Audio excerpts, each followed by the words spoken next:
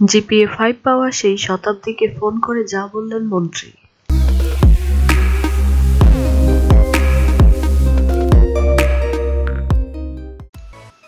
সেই শতাব্দীর কথা হয়তো অনেকেরই মনে আছে। গত বছর সড়ক পরিবহন ও সেতুমন্ত্রী ওবায়দুল কাদেরের কাছে মেয়েদের জন্য সড়কে পৃথক বাস দাবি করে গণমাধ্যমে আলোচিত হয়েছিলেন শতাব্দী। আমাদের মনে না থাকলেও মন্ত্রীর কিন্তু ঠিকই মনে আছে। এবার এসএসসি পরীক্ষায় গোল্ডেন জিপিএ 5 লাভের খবর শুনে সড়ক পরিবহন ও সেতুমন্ত্রী ওবায়দুল কাদের নিজেই ফোন করলেন তাকে।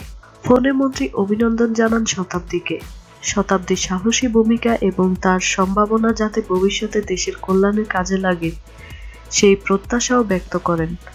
সড়ক পরিবহন ও সেতু মন্ত্রণালয়ের জ্যেষ্ঠ তথ্য কর্মকর্তা মোহাম্মদ আবু নাসের জানান, মন্ত্রী ওবায়দুল কাদের শতাব্দীর সাহসী যাত্রার ধারাবাহিক সফলতা প্রত্যাশা করেন।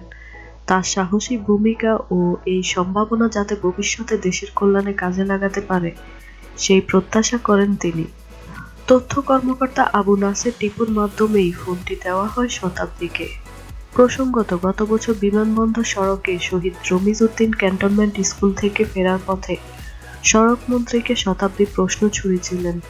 তার প্রশ্ন ছিল, মেয়েদের জন্য এই সড়কে কোনো পৃথক বাস নেই, আর যে বাসগুলো চলে সেগুলো মেয়েদের না নিয়ে চলে যায়। দশম শ্রেণীর ছাত্রী শতাব্দীর কণ্ঠে এমন সাহসী কথা শুনে বিস্মিত হন মন্ত্রী। তাৎক্ষণিকভাবে মন্ত্রী তার কথা মতো বাস চালু করে দেন। পরদিন সকাল থেকে এই রুটে নারী ও ছাত্রী শিশুদের জন্য একটি বিআরটিসি স্পেশাল বাস চালু হয়। সে সময় ঘটনাটি নিয়ে ব্যাপক আলোচনা শুরু হয়।